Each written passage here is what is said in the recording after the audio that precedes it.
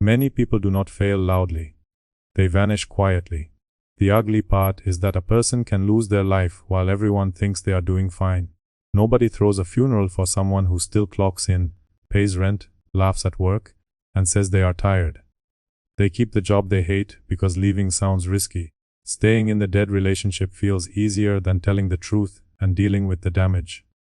Routine becomes their hiding place, same food, same screen, same arguments, same weekend, same excuse. Modern comfort has pulled a dirty trick on people. It has turned cowardice into something that sounds reasonable. Dress it however you want, but sometimes the clean word is just fear wearing a better jacket.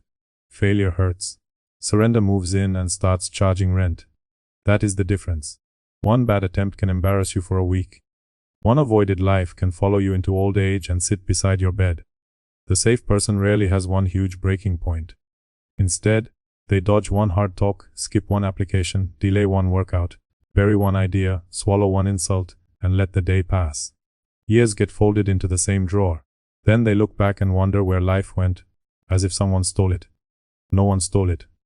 Fear asked for small payments, and they kept handing them over. Our ancestors did not have the luxury of making endless mood boards for courage. A Norse farmer did not wait to feel inspired before fixing a roof.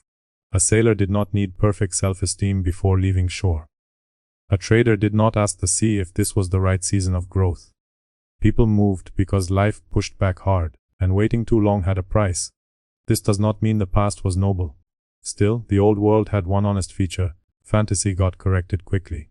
Today, a person can hide for decades and still look functional. Research backs up the obvious thing honest people already know. Fear changes behavior. Anxiety tends to shrink risk-taking.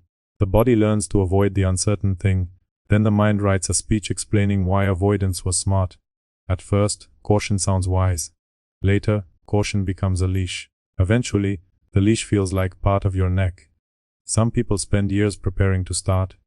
They watch discipline videos with a bag of chips on the desk. Podcasts about courage play while one phone call stays avoided. Yet real life is still run by the same small fear from 5 years ago. Self-help becomes another cage when advice replaces movement.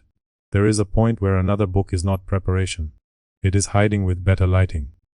Truth is, they did not lose the war. Quietly, they signed peace papers with their own fear. Regret gets worse with age because the pain changes shape. A failed attempt hurts now.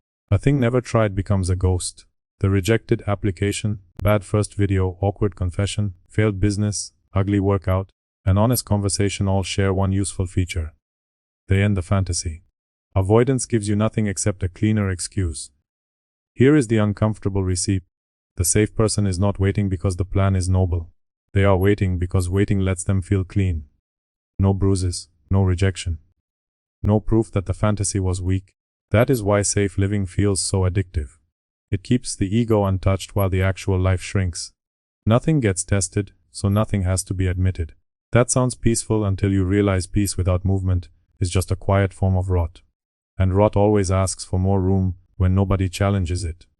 Years later, the question is still alive. Could I have done it? Would I have been good?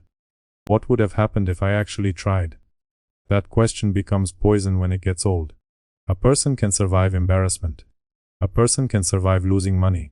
A person can survive being laughed at by people who are also scared. What breaks them later is knowing they spent their strongest years asking fear for permission. Regret does not kick the door open. It waits until the house is quiet. Comfort makes the whole thing worse because it never looks like defeat. The delivery bag does not ask why your gym bag is still unopened. The screen gives noise, drama, jokes, desire, enemies, outrage, advice, and fake progress. By midnight you feel like you lived through something. Actually, you watched other people live through things. That is the trick. Streaming gives rest without recovery. Scrolling gives movement without progress. Online arguments give battle without courage. Cheap dopamine makes the cage feel warm. A prison with soft pillows is still a prison. It just gets better reviews. This is where the Viking nonsense online becomes useful only if you strip away the costume.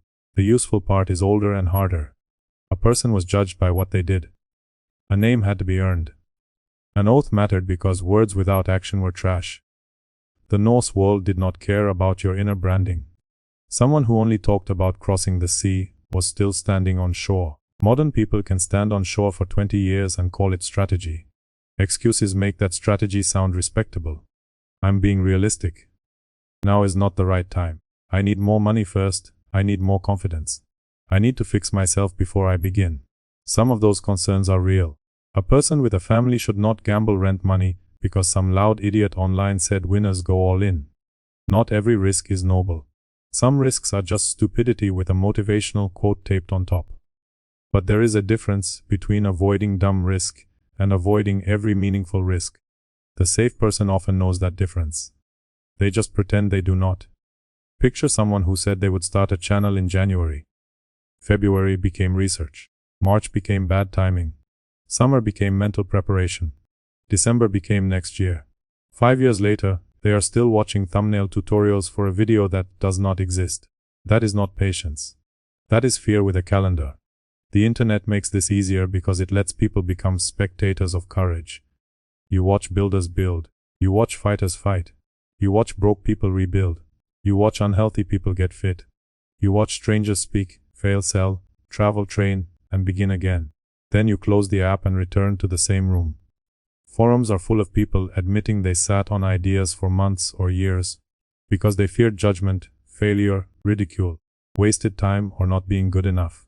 The replies often say what everyone knows but hates hearing. Not trying can feel worse than failing. Borrowed courage is cheap. Watching 1,000 people live is not experience. It is just attendance. Eventually, the performance works too well. They convince everyone they are stable. Then they wonder why nobody notices they are drowning.